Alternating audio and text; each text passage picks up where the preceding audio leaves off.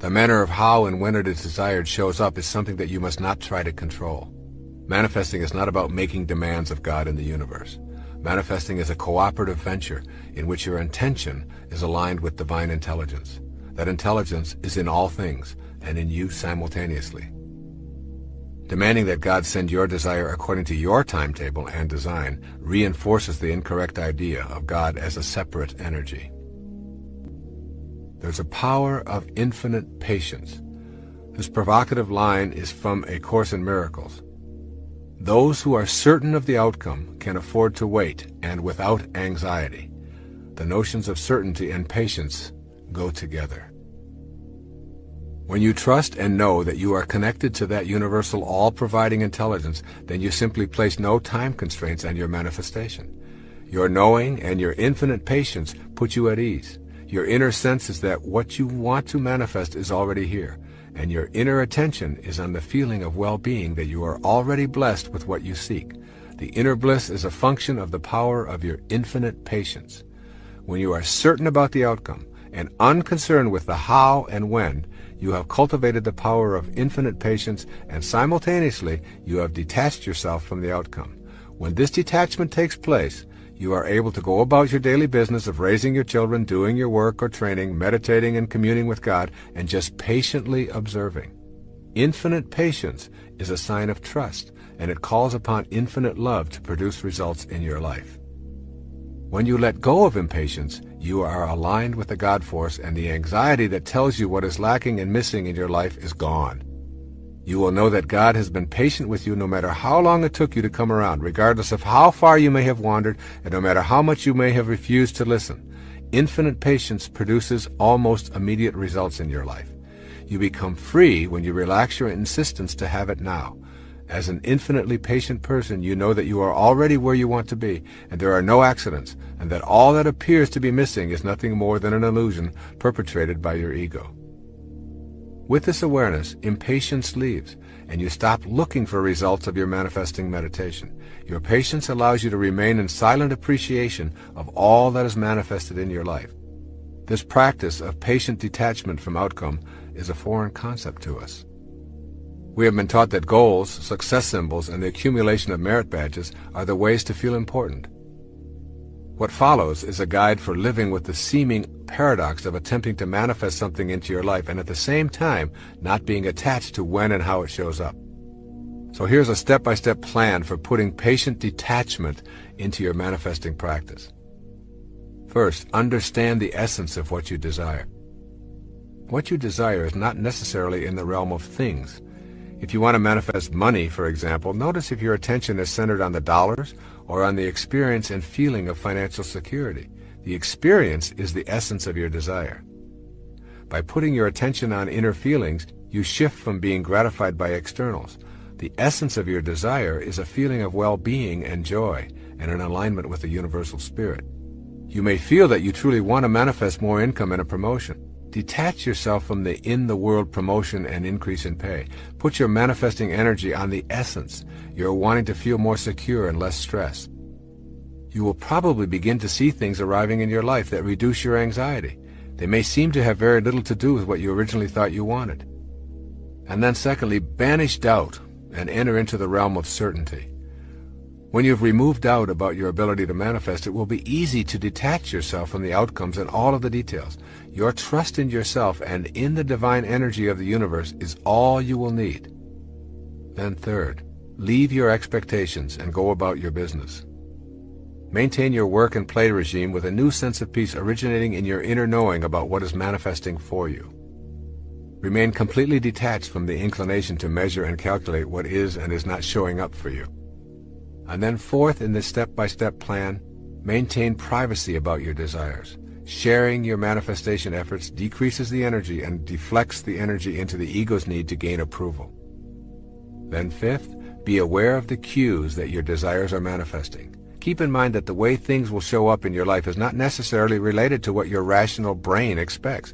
Things may begin popping up into your life that were never there before and which may surprise you as you notice them more and more frequently. These synchronistic events and happenings are the result of beginning to live in a heightened state of awareness. Pay close attention to the cues as they surface and gently tell yourself, It's working. I can see the results. And then sixth, act immediately on the cues that arrive by acknowledging them. When you acknowledge the early signs of arrival of what you wish to manifest, you are giving your inner energy a positive charge and recognizing the divine universal intelligence. This recognition is essential to the continuation of this manifesting process. And seventh, don't think of your manifestation as a special favor. To see manifestation as a favor is to begin the process of bargaining with God and believing in your separateness from all other living things. Your desires manifest because you are in perfect alignment with your source of creation and because you are not placing any limitations on what can come into your life.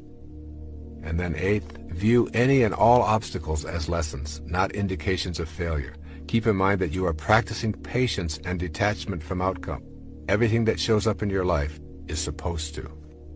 This includes the falls in your life. They provide you with the energy to propel yourself to a higher state of awareness.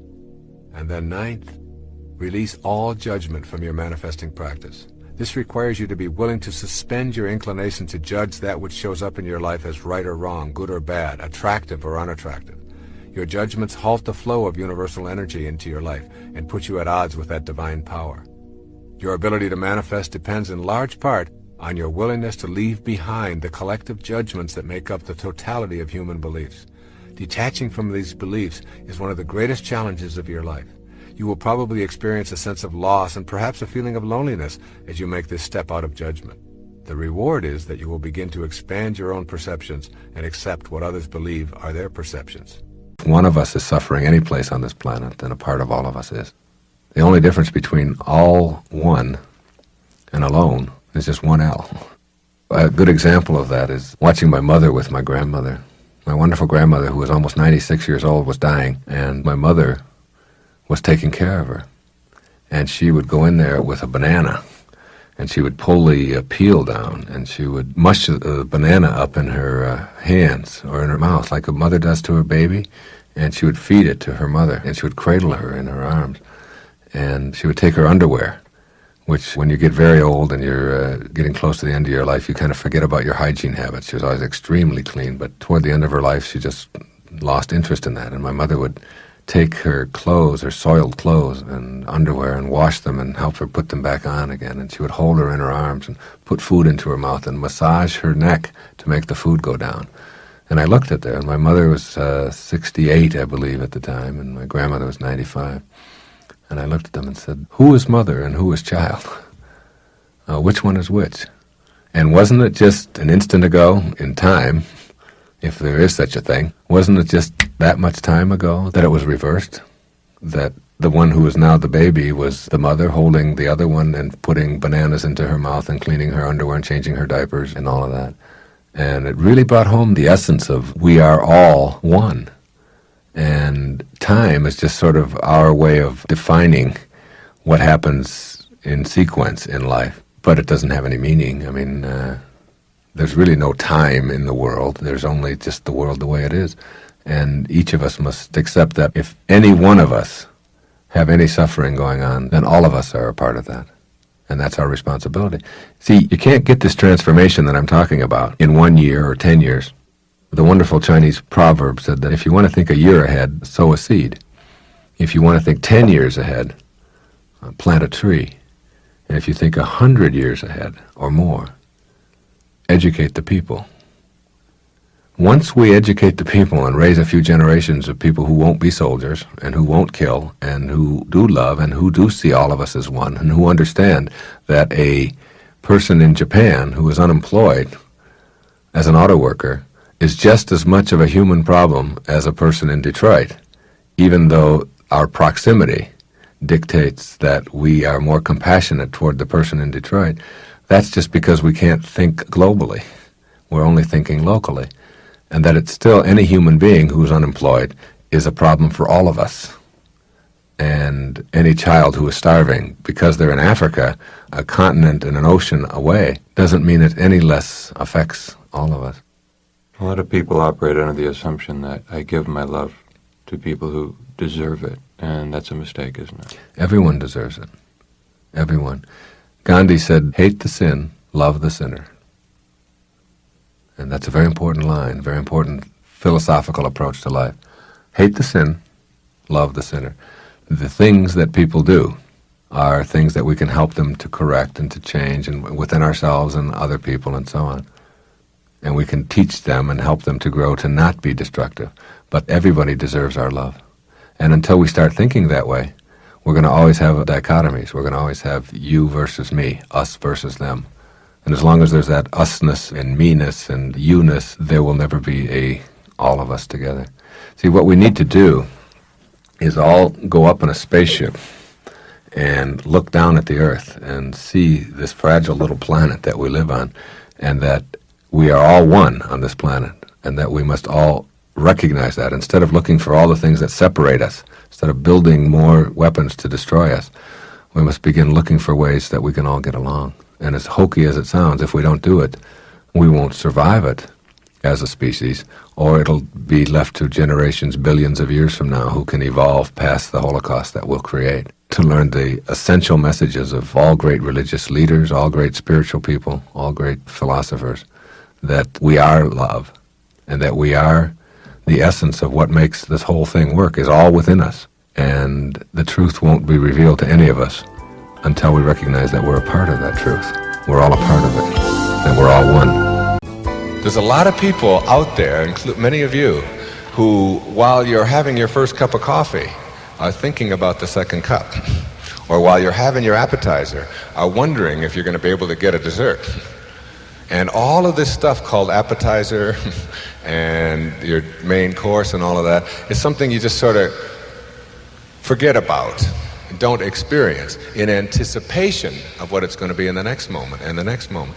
Now, the highest form of sanity that's out there and available for all of us is this present moment, the now, and making a peak experience, being able to make a peak experience out of a present moment, out of any present moment. The old saying is that life is what happens to you while you're making other plans. And you must understand that every moment in your life is a miracle to be lived, that you must stop looking for miracles in something in the future, and that not falling in love with your plan means that if you want to get someplace terrific, enjoy every step along the way. And then if you want to alter that, let's say you want to be a physician. You're young and you go to school and you want and all that, and then you realize, no, I don't think I want to go to medical school. That doesn't have to be a horrendous kind of letdown or a failure of some kind. You simply say, I think I'll move in this direction now. And every day you have to live fully, rather than suffering or postponing your gratification or postponing your purpose in the pursuit of something in the future which may or may not arrive for you, and if it does, you'll very likely be a completely different person anyway. That's one of the hard things to understand. Heraclitus said, there's nothing permanent but change. Change is the only thing there always is, including all of us all the time. So if you set a goal for yourself for a long time, you have to understand that you're going to be very, very different from the person that you are now. I had a good friend who was an internist, and he was in his 40s, and he said to me, it's this practice that's just getting to me. I'm owned by it, I'm making a lot of money and all that, but I don't want to do this. I want to be a sportscaster. And he wanted to broadcast, and he wanted to practice on high school teams, and he'd always wanted to give that a try where he could be his own boss and not be a slave to it and all that. And I said, well, why are you pursuing this? You're a physician and all that, but why would you want to continue doing that? He said, well, I decided a long time ago that I was going to be a physician, and that I can't change that now. I'm a doctor. And I said, who decided that you were going to be a physician? He said, well, I was 18 years old and I made that decision. I said, would you go to an 18-year-old today to get vocational guidance for where you should be going in your life? Would you consult a teenager for that? He said, well, of course not. I said, well, isn't that what you're doing? If you're not happy and not being fulfilled in what you're doing in this moment, you have the option to change that. And you don't have to be attached to what you've been. What you've been is just the choices that you made then. And if you don't want to make those choices now, and I can hear a collective rumbling in America as I say that, which is, yes, but I have responsibilities. Yes, but I have a mortgage. Yes, but, and there's a lot of those yes, buts. And I say to you that if you have always been responsible and paid your bills, then that is who you are, and that's what you ought to consult. rather than someone who is telling yourself that a disaster is on the way if you make a choice to be something that you never dreamt you could be. When I left the professorship and I left an opportunity to have tenure for the rest of my life and a lot of external kind of security, and resigned and went across the country to talk about erroneous zones back in 1976, everyone told me how insane that I was. But I've never listened to what everyone else said, because you have to listen to who you are. And I knew that no matter what, my inner voices told me this is what I have to do, and you can't stop someone who knows they have to do it from doing it. The irony of that is that I made more money, and I never even tried to. I never thought I'd make money writing, because I'd already written a whole lot of books that didn't make any money, textbooks and so on. And writing was just something that I am. And it wasn't anything I could quit, stop. I didn't want to. I loved it. I felt fulfilled and so on when I wrote. And I knew that I was leaving footprints and all of those things. The irony is that after I finally resigned and did what I wanted to do, I made more money in the first year that I went out and did what I really believed in and loved than I had made the entire 35 years previously of my life, my whole life. In 1 year, I made more money. And that isn't because I was lucky. That isn't because I'm Wayne Dyer and I had any opportunity. I didn't have any more opportunity than anybody else. In fact, I had less. I came from complete poverty and many years in foster homes and orphanages and having to earn my own way through everything. Wasn't that at all. It was when you advance confidently in the direction of your own dreams and you go out there to live the life that you have imagined, success will chase you and arrive in your life in external forms in an amount sufficient to take care of your needs. It will happen for you. As long as you stay there and tell yourself you've got to continue to do something, you've always done it because you've always done it, then the only payoff you get for that is to defend your misery. It's like arguing for your limitations. The only thing you get are your limitations. And the people who love you, care about you, your family and so on, will support you consulting your inner voices and your inner signals and doing what it is that you know you have to do. And if you picture yourself being successful at it, and you know that it's going to work, and you won't let any other image into you, it will get stored away within you exactly the same as if you were out working on it. And if you guide yourself by that image and just won't let that image out, you can't not make it happen. You can't. It's that law of the universe, because an image gets stored away the same as an experience. And every obstacle you just see as an opportunity to see what I've got to do to shift and to do it. Meantime, you're feeling purposeful and you're being purposeful. You're no longer looking for a purpose, you are your purpose.